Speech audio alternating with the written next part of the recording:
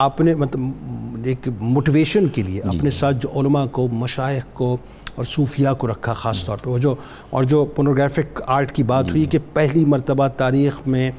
صلیبیوں نے جو ہے یہ کام کیا، لیکن وہی بات ہے کہ ان صوفیاء کی وجہ سے، دیکھیں یہاں پر یہ وجہ سمجھ آ رہی ہے، ان صوفیاء کی وجہ سے وہ تزکیہ نفس ہوتا رہا، وہ طہارت ہوتی رہی اور آپ بچے رہے، مطلب ظاہر آپ کا لشکری جو ہے وہ بچے رہے اس حوالے سے۔ اچھا، اب 90 برس کے بعد یا 91 برس کے بعد صلیبیوں کے قبضے میں رہنے والا جو بیت المقدس تھا، جو مسجد اقصیٰ تھی، وہ آزاد ہو رہی ہے سلطان صلاح الدین ایوبی رحمۃ اللہ علیہ کے دست مبارک سے، اور اللہ نے ایک بار پھر مسلمانوں کو قبلہ اول عطا کر دیا۔ اچھا، پھر وہی بات ہے، نور الدین زنگی رحمۃ اللہ علیہ کا بنایا ہوا ممبر جو ہے اب لگنے جا رہا ہے، اور کمال یہ ہے کہ مجاہد اعظم سپہ سالار اعظم خود امامت اور خطابت فرمائیں گے۔ ٹھیک، اچھا، کیا فوجی حکمت عملی تھی، کیا منظرنامہ تھا، ذرا بتائیے لوگوں کو۔ بہت بہت شکریہ۔ سلطان صلاح الدین ایوبی کی عمر تو تقریباً 55 سال ہے، مگر ان کے کام جو ہیں وہ تا قیامت رہنے والے، سر صدیوں پر محیط ہیں، صدیوں پر محیط ہیں، ایسا ہی۔ دوسرا یہ ہے کہ یہ دور جو ہے سیدنا عبدالقادر جیلانی رحمۃ اللہ علیہ کا، کہ صلیبیوں نے سورے یورپ نے یہاں پر اپنی ریاستیں ساحل سمندر کے ساتھ ساتھ بنانے شروع کر دی تھی، بحیرہ روم، بحیرہ احمر، یہ سارا مطلب کیپچر کیا ہوا تھا، اور 1099 کے لگ بھگ انہوں نے بیت المقدس پر بھی قبضہ کر لیا۔ درست، ٹھیک ہے۔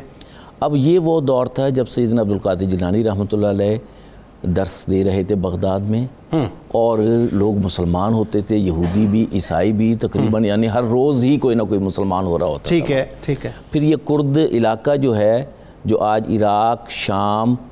ترکی، ایران، ان سب جگہوں پہ شامل ہے، یہ کرد قبیلہ انہی کے دستے مبارک پر مسلمان ہوئے، ماشاءاللہ، اور انہوں نے طے کیا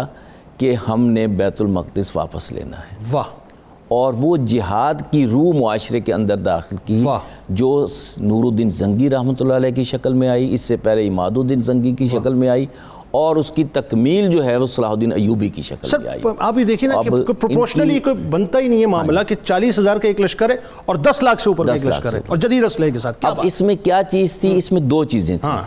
ان کے لشکر میں جہاں جہاد تھا،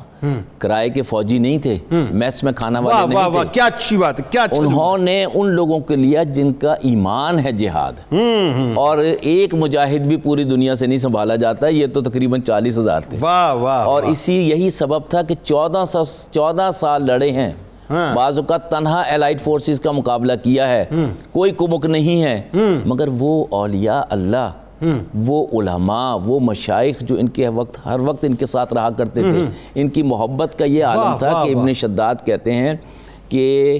جب فتح ہو گیا بیت المقدس، اس کے بعد جب یہ دوبارہ آئے ہیں عکا کے مقام پر اور بیت المقدس دوبارہ خطرے میں محسوس ہوا ہے، ساری رات دعا کرتے رہے۔ اگلا دن جمعے کا تھا، تو میں نے کہا کہ حضرت نبی محترم صلی اللہ علیہ وسلم کا فرمان ہے کہ جو شخص